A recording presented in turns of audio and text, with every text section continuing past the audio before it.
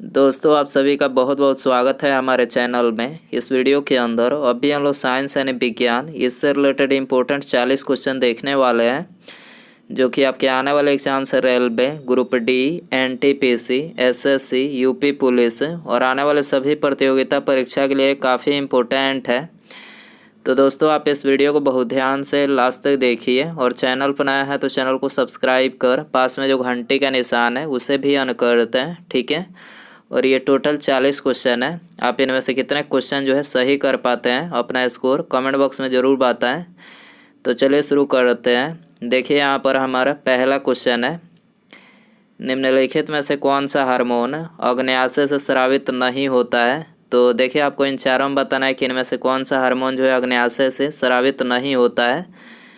तो देखिए correct answer option D हो जाएगा। वैसे बेसोप्रोसिन जो हार्मोन है ये अग्न्याशय से स्रावित नहीं होता है। इसके अलावा बाकी जो 3 दिया गया है ये 3 हार्मोन इंसुलिन, सोमेटोस्टेसिन और ग्लूकेगॉन यानी ये तीनों हार्मोन जो है ये अग्न्याशय के द्वारा स्रावित होता है, ठीक है। इसके अलावा यदि हम बात करें अग्न्याशय की तो देखिए अग्न्याशय जो है ये मानव शरीर की दूसरी सबसे बड़ी ग्रंथि है, ठीक है। अग्न्याशय मानव शरीर की दूसरी सबसे बड़ी ग्रंथि है और मानव शरीर की सबसे बड़ी ग्रंथि पूछा जाए तो यकृत, ठीक है। यकृत मानव शरीर की सबसे बड़ी ग्रंथि है, जबकि अग्न्याशय मानव शरीर की जो है दूसरी सबसे बड़ी ग्रंथि है, ठीक है। क्वेश्चन नंबर 2 है, निम्नलिखित में से कौन से वे 2 ग्रह हैं जिनका सौरमंडल के अन्य ग्रहों की तुलना में परिक्रमण विपरीत दिशा में है। तो देखिए ये भी वेरी इंपॉर्टेंट क्वेश्चन है, बहुत बार ये भी क्वेश्चन पूछा गया है। आपको बताना है कि ऐसे कौन से मतलब 2 ग्रह हैं जो बाकी ग्रहों की तुलना में जो है इनका परिक्रमण जो है विपरीत होता है। तो ये है शुक्र और अरुण ग्रह, ठीक है। शुक्र और अरुण मात्र ये 2 ही ऐसे ग्रह हैं जिनका परिक्रमण जो है अन्य ग्रहों की तुलना में विपरीत दिशा में होता है, ठीक है। इनकी परिक्रमण जो है पूर्व से पश्चिम दिशा में होता है, जबकि बाकी जो अन्य ग्रह हैं उनकी परिक्रमण जो है पश्चिम से पूर्व में होता है, ठीक है। आपको याद रखना है। इसके अलावा यदि हम बात करें शुक्र की तो देखिए शुक्र जो है ये सौरमंडल का सबसे चमकीला ग्रह है, ठीक है। सौरमंडल का सबसे चमकीला ग्रह है और इसे शुक्र को जो है सुबह का तारा या फिर सुबह का तारा और शाम का तारा भी बोला जाता है, आपको याद रखना है। क्वेश्चन नंबर 3 है, किसी व्यक्ति का पूरा प्रतिबिंब देखने के लिए एक समतल दर्पण की न्यूनतम ऊंचाई होनी चाहिए। तो एक समतल दर्पण की जो न्यूनतम ऊंचाई होनी चाहिए कितनी होनी चाहिए, तो ये होनी चाहिए व्यक्ति की ऊंचाई का आधा, ठीक है। किसी व्यक्ति का पूरा प्रतिबिंब देखने के लिए एक समतल दर्पण की न्यूनतम ऊंचाई कितनी होनी चाहिए, तो व्यक्ति की ऊंचाई के आधा होना चाहिए। आंसर हो जाएगा बी। क्वेश्चन नंबर 4 है, निम्नलिखित में से कौन सा एंजाइम ग्लूकोज को एथेनॉल में परिवर्तन करने को प्रेरित करता है। कौन सा एंजाइम ग्लूकोज को एथेनॉल में परिवर्तन करने को प्रेरित करता है, तो यह है जाइमेज एंजाइम, ठीक है। जाइमेज एंजाइम ग्लूकोज को एथेनॉल में परिवर्तन करने को प्रेरित करता है। आंसर हो जाएगा ये। क्वेश्चन नंबर 5 है, ग्रहों की गति के नियम प्रतिपादित किसके द्वारा किए गए थे।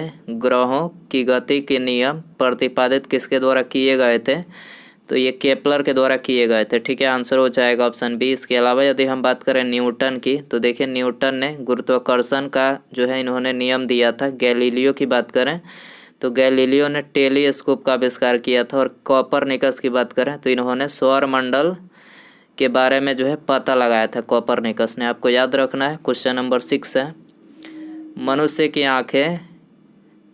की आंखें किसी वस्तु का प्रतिबिंब बनाती है, किस पर बनाती है, वेरी इंपॉर्टेंट क्वेश्चन है।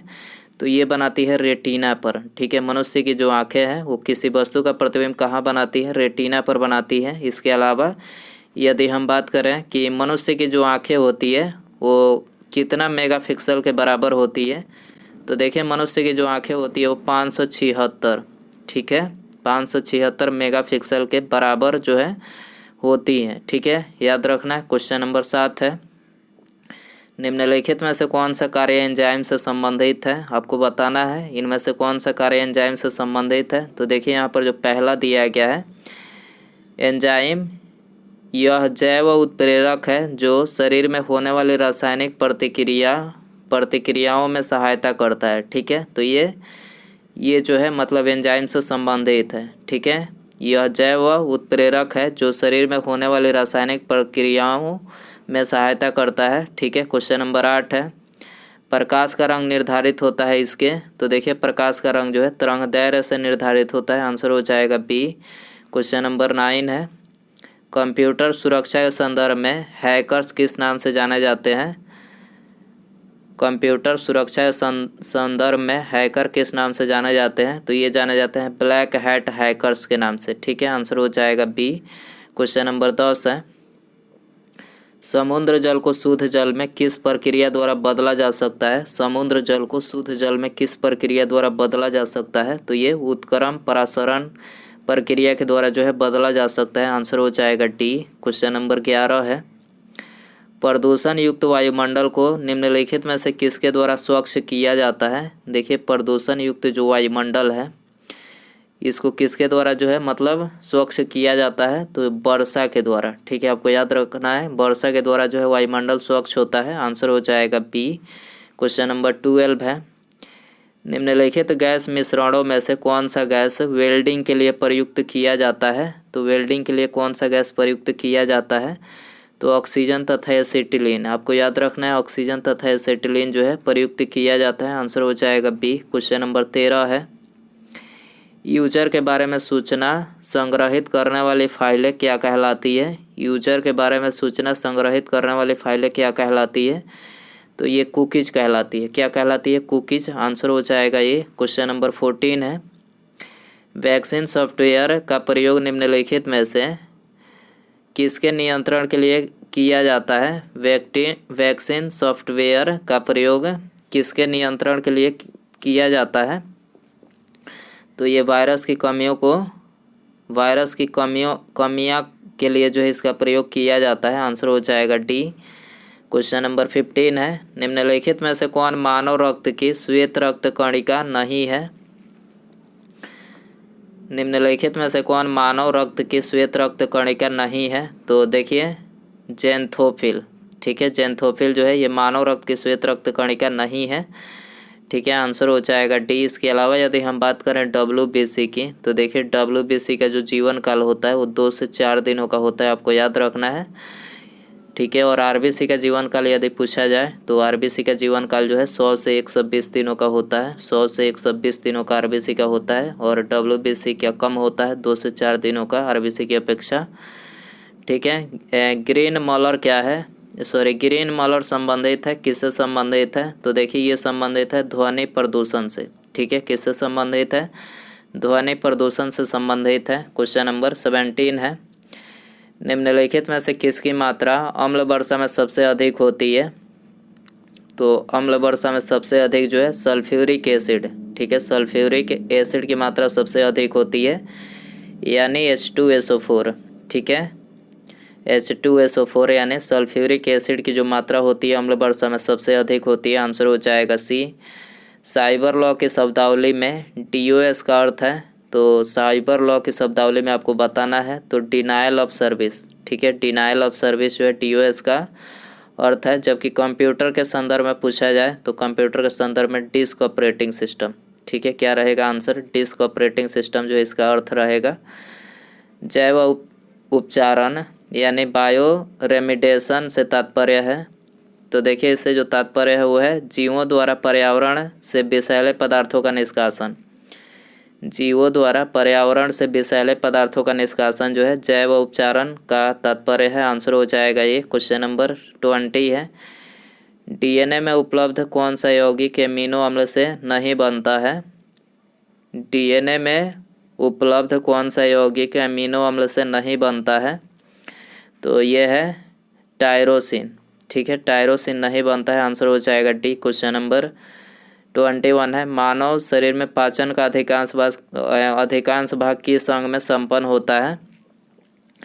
तो देखिए मानव शरीर में पाचन का जो अधिकांश भाग होता है तो ये छोटी आंत में जो है संपन्न होता है। ठीक है, इसके अलावा यदि हम बात करें कि मनुष्य की जो पाचन नली होती है वो कितने फीट लंबी होती है, 32 फीट।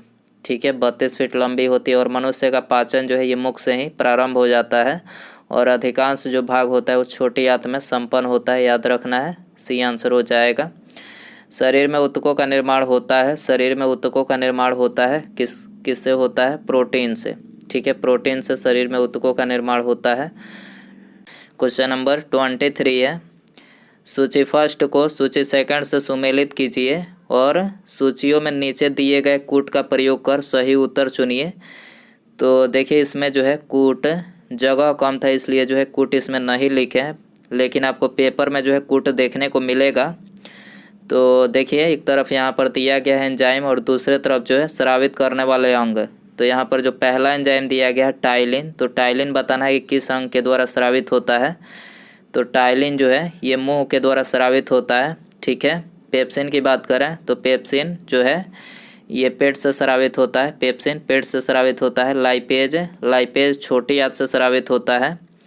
ठीक है, और लैक्टोज की बात करें तो लैक्टोज जो है अग्न्याशय से स्रावित होता है। ठीक है, आपको याद रखना है। 24 है, हमारे शरीर में त्वचा तल के नीचे विद्यमान वसा किसके विरुद्ध अवरोधक का काम करती है? तो विद्यमान वसा जो है ये किसके विरुद्ध अवरोधक का काम करती है? तो ये शरीर की ऊष्मा का क्षय। ठीक है, शरीर की ऊष्मा के क्षय के विरुद्ध जो अवरोधक का काम करती है, आंसर हो जाएगा बी। क्वेश्चन नंबर 25 है, समृद्ध यूरेनियम निम्नलिखित में से किस समस्थानिक में समृद्ध किया जाता है? समृद्ध यूरेनियम किस समस्थानिक में समृद्ध किया जाता है? तो ये यूरेनियम 235 में किया जाता है, आंसर हो जाएगा बी। क्वेश्चन नंबर 26 है, किसी लिफ्ट में बैठे हुए व्यक्ति को अपना भार कब अधिक मालूम पड़ेगा? तो देखिए उसका भार जो है जब लिफ्ट त्वरित गति से ऊपर जा रही हो। ठीक है, जब लिफ्ट त्वरित गति से ऊपर जा रही हो तब जो है लिफ्ट में बैठे हुए व्यक्ति की भार जो है उसको मतलब अधिक मालूम पड़ेगा। ठीक है, क्वेश्चन नंबर 27 है, जल की सतह के ऊपर का दृश्य देखने के लिए पनडुब्बी में निम्नलिखित में से कौन सा यंत्र प्रयोग में लाया जाता है? तो नीचे से मतलब जल के नीचे से ऊपर का दृश्य देखने के लिए जो है पनडुब्बी में पेरिस्कोप का इस्तेमाल किया जाता है। ठीक है, किसका? पेरिस्कोप का। इसके अलावा यदि हम बात करें टेलीस्कोप की तो देखिए टेलीस्कोप के द्वारा जो है दूर की वस्तुओं का पता लगाने के लिए जो है इसका प्रयोग किया जाता है, टेलीस्कोप का। क्वेश्चन नंबर 28 है, निम्नलिखित में से कौन सा रंग सम्मिश्रण दिन और रात के समय सुविधाजनक होता है? कौन सा रंग सम्मिश्रण दिन और रात के समय सुविधाजनक होता है? तो ये होता है लाल और हरा। ठीक है, लाल और हरा जो है दिन और रात के समय सुविधाजनक होता है, आंसर हो जाएगा डी। क्वेश्चन नंबर 29 है, निम्नलिखित में से कौन सा यंत्र प्रत्यावर्ती धारा को एक दिशीय मतलब एक दिश धारा में परिवर्तित करता है? तो कौन सा यंत्र है? तो देखिए ये है प्रत्यावर्ती यानी अल्टरनेटर। ठीक है, प्रत्यावर्ती यानी अल्टरनेटर जो है प्रत्यावर्तित यानी अल्टरनेटर जो है ये प्रत्यावर्ती धारा को एक दिशीय धारा में परिवर्तित करता है, आंसर हो जाएगा सी। क्वेश्चन नंबर 30 है, सामान्य ट्यूबलाइट में कौन सी गैस होती है? सामान्य ट्यूबलाइट में कौन सी गैस होती है? तो देखिए उसमें जो है आर्गन के साथ मरकरी वेपर गैस होती है, आंसर हो जाएगा सी। ब्लीचिंग चूर्ण का प्रयोग मुख्य रूप से होता है, ब्लीचिंग चूर्ण का प्रयोग मुख्य रूप से होता है तो ये होता है जल को विसंक्रमित करने के लिए। जल को विसंक्रमित करने के लिए जो है ब्लीचिंग चूर्ण का प्रयोग होता है मुख्य रूप से। घरेलू प्रशीतक यानी रेफ्रिजरेटर में सामान्यतः कौन सा प्रशीतक प्रयोग में लाया जाता है? तो उसमें जो है अमोनिया प्रयोग में लाया जाता है। ठीक है, घरेलू प्रशीतक यानी रेफ्रिजरेटर में कौन सा मतलब प्रशीतक प्रयोग में लाया जाता है? तो ये अमोनिया, आंसर हो जाएगा ऑप्शन बी। क्वेश्चन नंबर 33 है, बहुत अधिक ऊंचाई पर मनुष्य की लाल रुधिर कणिकाओं तो अधिक ऊंचाई पर लाल रुधिर जो कणिकाएं होती है उसमें क्या अंतर होता है? तो उसका आकार जो होता है बढ़ जाता है। याद रखना है क्या होता है? आकार जो होता है बढ़ जाता है, आंसर हो जाएगा ये। क्वेश्चन नंबर 34 है, जब रक्त में ऑक्सीजन की सांद्रता में कमी आती है तो श्वास की गति क्या होती है? बढ़ जाती है। ठीक है, जब रक्त में ऑक्सीजन की सांद्रता में कमी आती है तो श्वास की गति क्या होती है? बढ़ जाती है, आंसर हो जाएगा बी। क्वेश्चन नंबर 35 है, माइकोराइजा एक सहजीवी संबंध के उदाहरण है। तो देखिए ये उदाहरण है कवकों तथा उच्चवर्गीय पौधों की जड़ों के बीच, ठीक है, कोको तथा उच्चवर्गीय पौधों की जड़ों के बीच के उदाहरण है। आंसर हो जाएगा ये। क्वेश्चन नंबर 36 है, प्रकाश का रंग निर्धारित होता है। तो देखिए प्रकाश का जो रंग निर्धारित होता है तो ये तरंगदैर्घ्य से निर्धारित होता है। आंसर हो जाएगा बी। क्वेश्चन नंबर 37 है, जब रक्त में ऑक्सीजन की सांद्रता में कमी आती है तो श्वास की गति क्या होती है? बढ़ जाती है। ठीक है, जब रक्त में ऑक्सीजन की सांद्रता में कमी आती है तो श्वास की गति क्या होती है? बढ़ जाती है। क्वेश्चन नंबर 38 है, निम्नलिखित में से किसमें वायरल का लक्षण होने की ज़्यादा संभावना नहीं है? किसमें वायरस का लक्षण होने की ज़्यादा संभावना नहीं है? तो ये CD रोम में, ठीक है, CD रोम में जो है CD रोम काम करना बंद कर दे, इसमें जो है वायरस का लक्षण होने की ज़्यादा संभावना नहीं है। आंसर हो जाएगा बी।